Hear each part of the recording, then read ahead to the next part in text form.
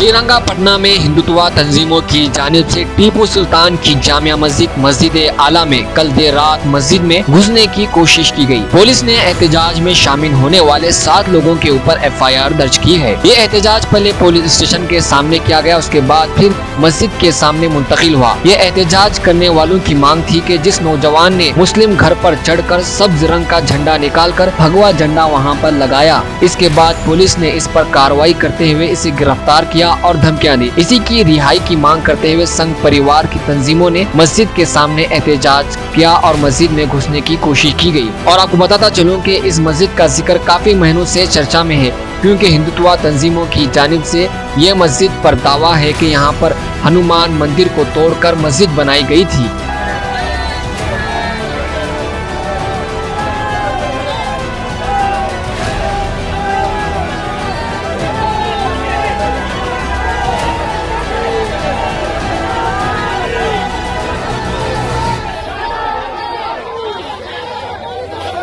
अगर आपने चैनल को सब्सक्राइब नहीं किया है तो जरूर सब्सक्राइब करें, बेल आइकन भी प्रेस करें ताकि खबरें आप तक बर वक्त पहुंच सकें। मजीद अपडेट्स के लिए आप व्हाट्सएप ग्रुप भी ज्वाइन कर सकते हैं, लिंक डिस्क्रिप्शन में मौजूद है।